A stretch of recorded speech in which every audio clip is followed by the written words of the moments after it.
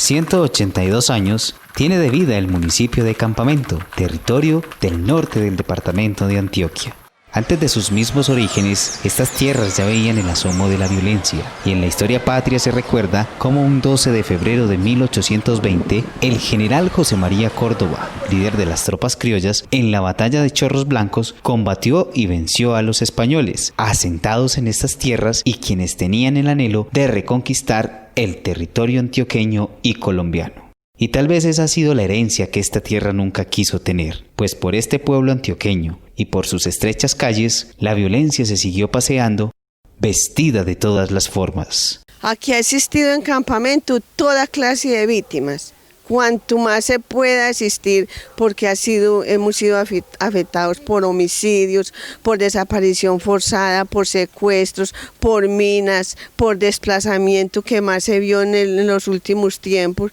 Uno puede ver con este municipio y otros que sí, es que en el país ha habido mucha violencia a causa de estos grupos. Paradójicamente, son cerca de 6.400 víctimas las que tiene reportadas este municipio. Hoy haremos memoria con sus pobladores y nos centraremos en sus hechos de violencia a partir del año de 1990, época donde nos será posible conocer una clara radiografía de la historia marcada con muerte, sangre, miedo, desolación y esperanza en Colombia.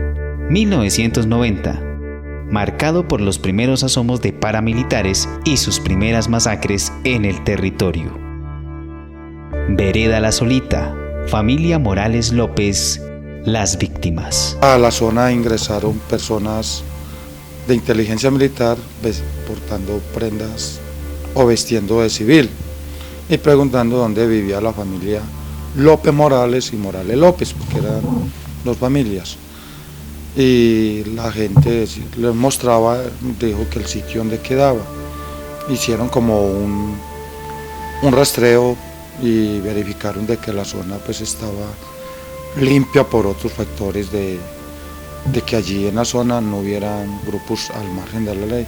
Es que en esa época hablar de guerrilla en Campamento era muy reducido el comentario, pues la gente no pensó que iba a ocurrir nada extraño, cuando ya a altas horas de la noche y ya de madrugada se escuchaban tiros de fusil, de pistola y detonaciones de bombas y granadas.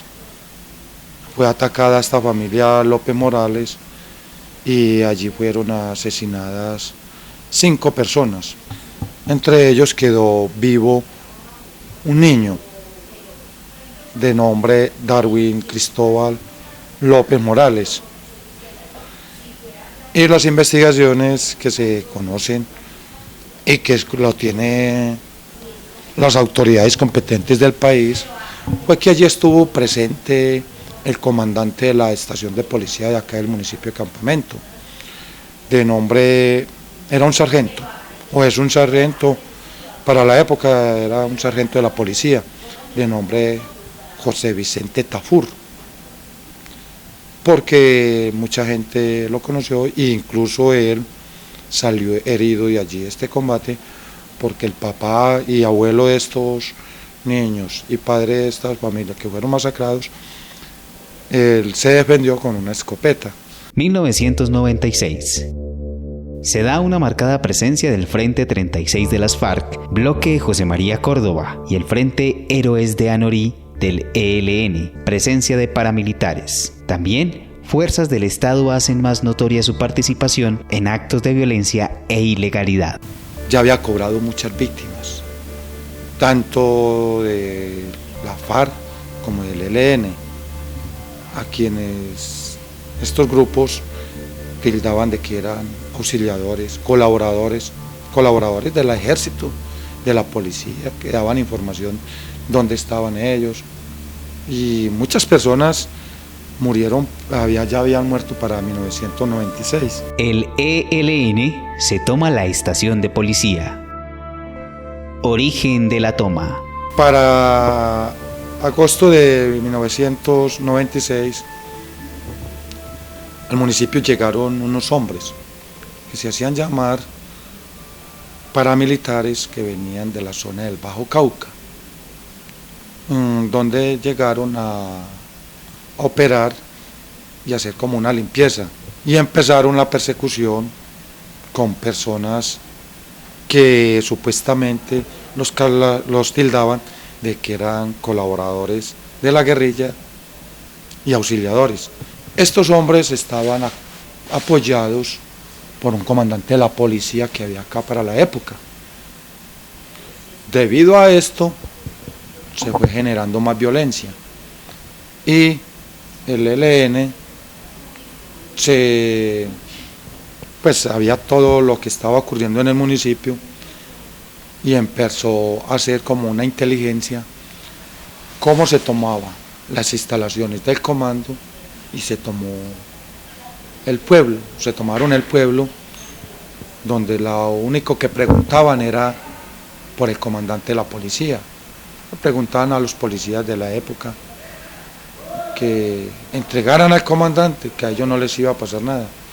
No lo encontraron, fue derribado el comando de la policía y la alcaldía municipal, incluso colocaron una bomba en donde quedaban las instalaciones de Edatel. En esa época había mucho maltrato de parte de la policía de la época a los habitantes y campesinos. La guerrilla les mandó decir a ellos, eso pues por comentarios de la misma gente que decían que la guerrilla le habían mandado decir que por favor que el campesino lo trataran bien.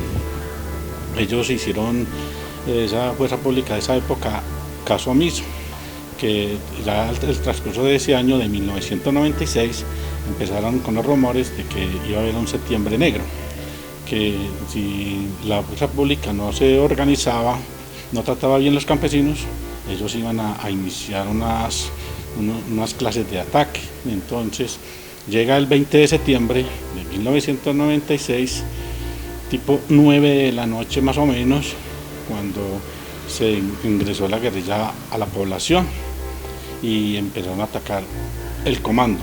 Pues por parte de la fuerza pública no hubo muertos, por parte de del grupo del ELN sí hubo heridos. Se desconoce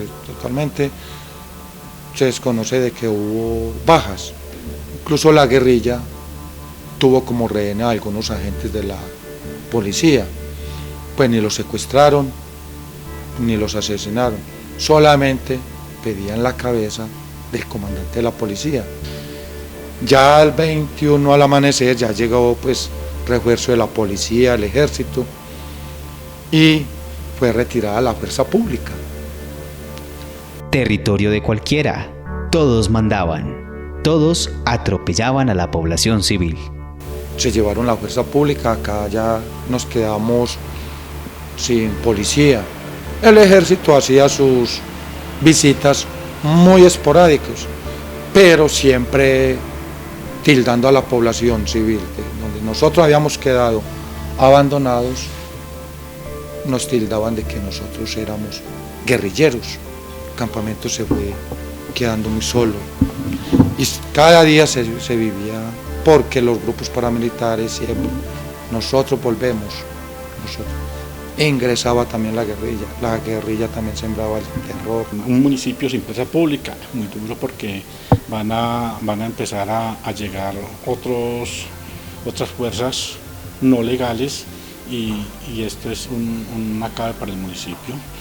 Económicamente el municipio de Campamento estuvo muy asediado por todas estas circunstancias, porque ya la economía era menos, ya el turismo en Campamento era muy poquito, porque todo el mundo le daba miedo ya venir, ya se empezaban atracos en casas que la gente se iba metiendo a saquearlas, entonces eso es muy duro. Paramilitares, para infundir miedo y autoridad, sacan a la gente al parque principal y asesinan a un joven delante de todos. Ya para la noche del 29 de octubre de 1996 ingresó un grupo paramilitar. Esa noche Campamento, a pesar de lo que venían a hacer, no hicieron nada. Donde sacaron a la mayoría de la población civil. Ellos ingresaron por allá a las 9:30 de la noche. Niños, jóvenes, señoras, señores, sacaron como estaban vestidos, en pijama, en pantaloneta, descalzos, y los trajeron hasta el parque principal. Allí venía personal del ejército, allí venía un paramilitar que era muy reconocido en la zona del nordeste, el Zorro. El Zorro le decían el mochacabezas, donde sembraron el terror, el pánico, el miedo, la zozobra, de donde dijeron de que iban a asesinar, iban a mochar cabezas a todos los colaboradores. Siempre era el mismo lema: los auxiliadores y patrocinadores de la guerrilla. Ahí en esa noche asesinaron a un joven. Según las investigaciones que tienen y que se concluyó de él, que era un muchacho humilde, trabajador, y que él lo tildaban de que él había estado en la toma del 20 de septiembre, donde habían pues destruido las instalaciones de la alcaldía y el comando de policía. El muchacho les decía que no, y en presencia de toda la población civil, este muchacho fue asesinado. 1999. Vuelve y juega. Es tomada la estación de policía por segunda vez. Esta vez fueron las FARC, y la comunidad queda de nuevo en medio del fuego cruzado, la destrucción y el miedo. El 10 de julio de 1999 nos encontrábamos en la misa cuando el primer rafagazo, y ya ahí mismo todo el mundo se metió a la guerrilla, y preciso. Estábamos en la fiesta de la Virgen del Carmen. Ese día ya estábamos en la iglesia esperando que llegara la procesión con la Virgen y a la Eucaristía, que inmediatamente se seguía la novena y la Eucaristía. Llegó la novena, llegó la gente y empezamos la misa. Estábamos ya reunidos todos en la iglesia, cuando si no se había sabido nada. Estábamos muy tranquilos todo el mundo. Ahí no sabía uno qué camino coger, ni mirar, ni hacer, ni decir nada. A uno le olvida todo. Subimos gateando, porque no nos atrevíamos ni a levantar la cabeza, sino que subimos por la nave del medio, mucha gente, subimos todos gateando a subir al presbiterio. El padre acabó la misa, él consagró y ahí mismo consumió y ya, guardó todo. Él no acabó de decir más nada, ni Padre Nuestro ni nada, sino que él consumió y guardó todo. Y ya nos entramos ahí a la sacristía, nos entramos ya mucha gente, y de ahí de la sacristía mucha gente se pasó a la casa cural. Y este tiroteo en todo su apogeo, y las bombas. Esas bombas sí estremecían la iglesia, la cosa más impresionante, y sobre todo lo que más asustaba, la basurita que caía. Mejor dicho, el pánico es espantoso. Bala por todos los lados.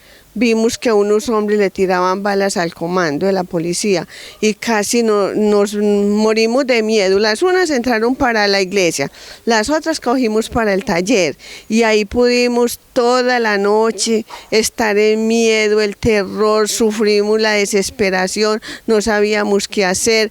Pudimos ver cómo unas se vomitaban, las otras se orinaban, se ensuciaban, no sabíamos qué hacer, llorábamos que qué íbamos a hacer, que nos se iban a entrar y nos íbamos a matar, porque ahí no escuchábamos, y no bala por todos los lados.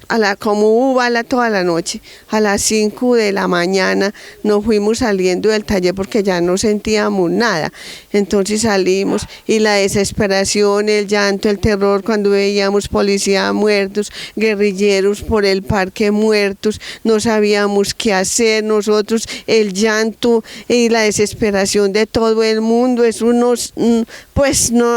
fue un terror muy horrible. Ya luego llegar a la casa, todas estas casas fueron afectadas, aquí junto al Trapiche también, y de ahí No sentíamos sino el desespero y nosotros qué es lo que va a pasar, Dios mío, con campamento, la gente en desplazamiento, todo lo ocurrido fue algo horrible.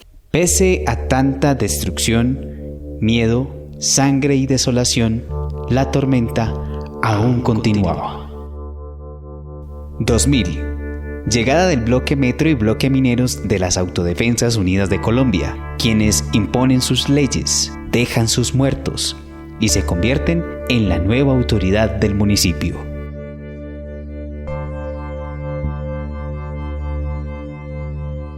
FARC y ELN se unen para retomar el control de campamento. Fuertes combates entre guerrillas y autodefensas. Población civil en medio de los combates más fuertes vividos en el territorio. No hubo muertes civiles. 72 muertos entre guerrilla y autodefensas reportaron las autoridades. Comunidad habló de más de 200. 14 de mayo del 2002, que nos tocó vivir lo peor de acá del municipio de Campamento. Aunque habíamos oído otras antes, pero no nos había tocado a nosotros. Y lo vivimos, para colmo de males, lo vivimos en carne propia. Vea, eso empezó a las 5:30 de la mañana, que yo ya estaba levantada a mirar qué era lo que pasaba, porque yo me miré por la ventana de la cocina a ver qué eran los ruidos que yo había escuchado esa noche. Cuando ya empieza la toma esa de la bala y la cosa tan horrible, pero los paracos venían subiendo. Y cuando miro por la ventana de mi cocina y hacia arriba hay una manguita y yo ya vi eso oscuro, que era oscuro ya de guerrilla, y yo dije, Dios mío, ¿qué es esto tan horrible? ¿Por qué le tiraron a esa gente que iba por la carretera? Y ya empezamos pues a escuchar tanta bala. Y yo ya escuchaba por los lados de la casa de doña Marina, mi hermana, nosotros ya encerrados, porque es que en verdad a nosotros, nuestras casas y a nosotros nos cogieron como escudo. Cuando acá al frente de mi casa un negro chocuano iba muy a la ligera, cuando dijo, se prendió esta mierda, y bajó ese fusil, logro mirar hacia arriba y eso no se sabía qué era, si eran paracos, era guerrilla, eso era una cosa impresionante. Yo me tiré al piso arrastrada porque se prendió la balacera, arrastrada volví a mi pieza, a mi sala, llamé toda la gente, el niño que se había levantado a ordeñar, vengan y vengan. Todos nos juntamos bajo las camas, cerré las puertas, las balas zumbaban por un lado, por el otro. Lograron atravesar la ventana y eso silbaba y se veían rojos, cosas rojas que pasaban. Alabado Dios que no nos pasó nada a ninguno. Sí, eso queda muchas secuelas, muchos recuerdos. A veces esta cabeza mía ya no tiene mucha memoria, mucha cosa, pero sí, recuerdo eso con mucho dolor, porque eso fue terrible. Los daños, no solamente daños materiales, sino psicológicamente. Sí, demasiado. A mí me da ganas de llorar cuando yo recuerdo eso, porque sí, ver que mis niños tan menores de edad los cogieron a lavar esa ropa tan ensangrada, de ver esa gente partida de sus pies, su columna partida, no, eso fue muy duro. Eso es que uno lo recuerda y le da ganas de llorar.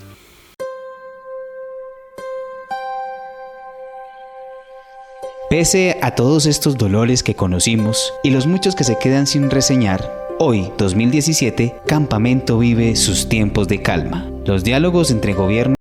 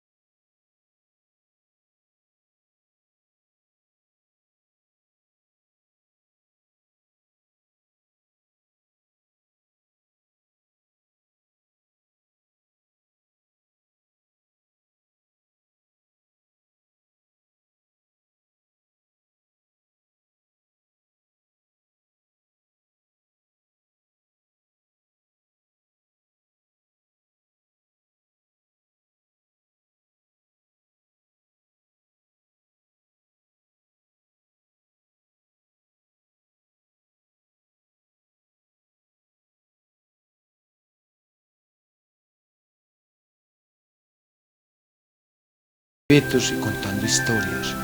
Ya no es ese tiempo de que va a pasar mañana, que va a ocurrir, que me va a pasar a mí, que me tengo que esconder quién sabe dónde. Yo recuerdo que en ese tiempo hasta dormíamos con ropa. Las unas nos contaban, no, yo dormí con ropa porque en algún momento uno tenía que salir de momento. Hoy vivimos, gracias a Dios, una época tan hermosa, donde el campamento ya lleva más de 4 años que no hay un homicidio. El campamento en este momento es muy bueno, tanto que ya viene gente de Yarumal, viene gente, paseos. Como dice, un remanso de paz. Campamento para mí hoy es un remanso de paz. Tiene, digamos, ya uno tiene una mayor seguridad, uno dice, bueno, sí puedo salir hasta tales horas porque ya le da uno confianza.